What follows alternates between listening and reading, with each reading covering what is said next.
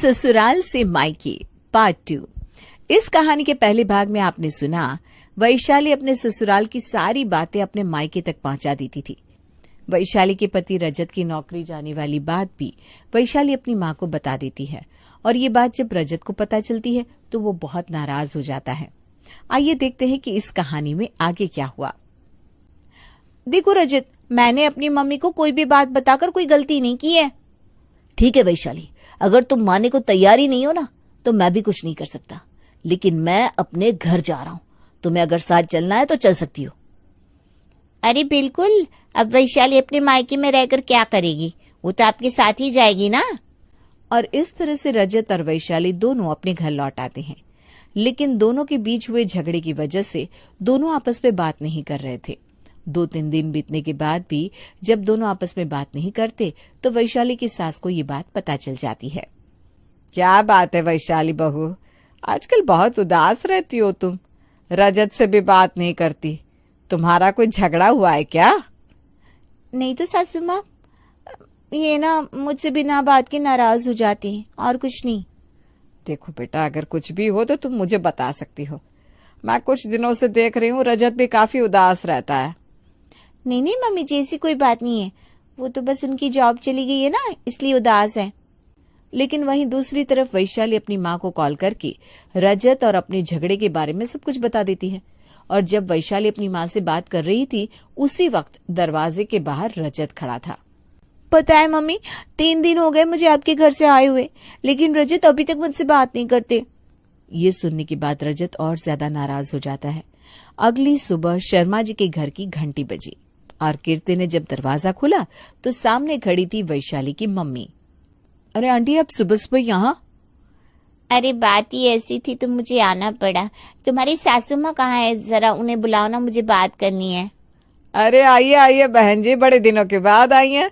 सब कुछ ठीक तो है ना? क्या ठीक है, आपकी बेटी और बहू आपस में एक दूसरे से बात नहीं करती और आपको पता भी नहीं चला। अरे कैसी सास हैं आप, बच्चों के बीच झगड़ा चल रहा है और आपको जरा भी परवाह नहीं। ये आप किस तरह की बात कर रही है? मैं तो अपने बच्चों का बहुत ख्याल रखती हूँ। देखिए मम्मी जी, आपको इस तरह यहाँ आकर मेरे और वैशाली के रिश्ते के बारे में बात नहीं करनी चाहिए। मियाँ बीवी के बीच में झगड़े होते रहते हैं। लेकिन देवर जी, गलती तो वैशाली की है ना। अगर आपकी और वैशाली के बीच में बातचीत नहीं हो रही थी तो उसे आंटी को तो ये सब नहीं बताना चाहिए। तभी वहां पर वैशाली आती है। आप कैसी बात कर रही है जेठानी जी? अगर आपकी जिंदगी में कोई परेशानी होती है तो क्या आप अपने माँ बाप से नहीं कहती? बिल्कुल कहती हूँ, लेकिन हर बात कहने से कुछ भी ठीक नहीं होता। कुछ बातें ऐसी भी होती है जो हमें अपने मायके में जाकर नहीं कहनी चाहिए। कीर्ति बिल्कुल ठीक कह रही है वैशाली, और इतनी छोटी सी बात तुम्हें अपने मायके में नहीं बतानी चाहिए थी। मैंने किसी को कुछ नहीं बताया, आप लोग मुझ पर झूठा इल्जाम लगा रहे हैं। झूठ तो तुम बोल रही हो वैशाली। मैंने खुद तुम्हें अपनी माँ से बात करते हुए सुना था और तुमने उन्हें कहा था कि हम दोनों के बीच में अनबन चल रही है।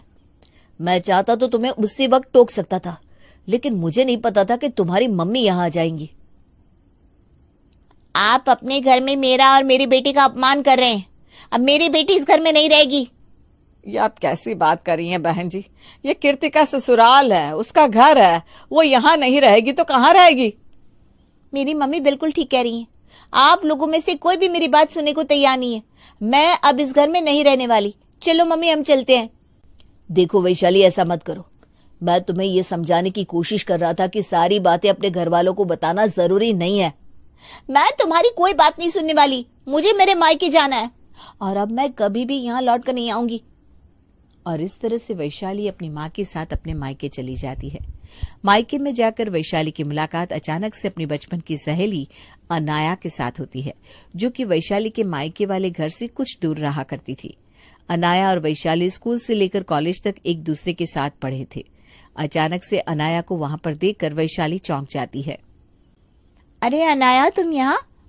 और ये तुम्हारे साथ छोटी बच्ची कौन है? ये मेरी बेटी है। अरे वाह, तुम्हारी तो 4 साल की बेटी भी हो गई। हाँ, मेरी शादी भी तो जल्दी हो गई थी ना। अच्छा, तो तुम भी अपने मायके आई हो? चलो अच्छा हुआ यार, कितने साल हो गए थे तुमसे मिले हुए। तुम ऐसा कह सकती हो कि मैं अपने मायके आई हूँ, लेकिन क्या बताऊं, मैंने तो खुद अपने हाथों से अपनी जिंदगी बिगाड़ ली। क्या मतलब? मैंने तो सुना था तुम्हारी लव मैरिज हुई थी और तुम्हारा पति भी बहुत अच्छा है। हाँ, उस वक्त मैं तुम्हारी शादी में नहीं आ पाई थी क्योंकि मैं कहीं बाहर गई थी। तुम तो शायद विदेश में रहती हो ना? सब कुछ बहुत अच्छा था वैशाली, लेकिन मेरी एक आदत की वजह से आज ये हालत हो गई है कि मुझे अपने मायके में रहना पड़ता है, और मायके वाले भी शादीशुदा बेटी को ज्यादा दिन अच्छे से नहीं रखते। अब तो नौकरानी जैसी हालत हो गई है मेरी। अरे, लेकिन हुआ क्या? मुझे बताओ तो। होना क्या था, मैं अपने ससुराल की सारी बातें मायके में बता देती थी, जिसकी वजह से मेरा और मेरे हस्बैंड का बहुत झगड़ा हुआ। और अब हालत यह है कि पिछले 6 महीने से हम अलग अलग हो गए। कुछ ही दिनों में हमारा डिवोर्स भी होने वाला है। अरे, ये तो बहुत ही बुरा हुआ। तुम्हारे बीच तलाक लेने की नौबत आ गई। हाँ, तुझे सच बताऊं, मेरे हस्बैंड ना मुझसे बहुत प्यार करते थे, लेकिन एक छोटी सी बात पर झगड़ा इतना बढ़ गया कि अब हम एक दूसरे के साथ नहीं रह सकते। मेरी छोड़ो, तुम बताओ, तुम मायके में क्या कर रही हो? अब नहीं नहीं, बस कुछ नहीं। मैं तो ऐसे ही 2 दिन के लिए अपनी मम्मी को मिलने आई थी। अच्छा ठीक है, अभी चलती हूँ, मेरी बेटी के स्कूल का टाइम हो गया है। वो क्या है ना, मुझे इसका एडमिशन भी यहीं करवाना पड़ा। तुमसे बाद में मिलती हूँ। हाँ। अनाया तो चली जाती है, लेकिन उसकी बात वैशाली के दिमाग में घूमती रहती है। उसे इस बात का एहसास हो जाता है कि उसकी जरा सी गलती भी उसकी जिंदगी के साथ वही सब कर सकती है जो अनाया के साथ हुआ था, और इसलिए वो जल्दी से अपने घर जाती है और अपना बैग पैक करने लगती है। क्या हुआ वैशाली? तुम अचानक से अपना सामान क्यों पैक कर रही हो? देखो, तुम्हें उस घर में जाने की कोई जरूरत नहीं है। तुम्हारी माँ है। नहीं माँ, मुझे ना मेरी गलती का एहसास हो गया है। मुझे जल्दी से वापस जाना चाहिए। अरे, पर हुआ क्या? मुझे बताओ तो। कुछ नहीं मम्मी, बस ये समझ लीजिए कि गलती मेरी थी। और इतना कहकर वैशाली वहां से निकल जाती है और सीधे अपने ससुराल पहुंचती है। वैशाली बहू, तुम वापस आ गई, बहुत अच्छा किया बेटा।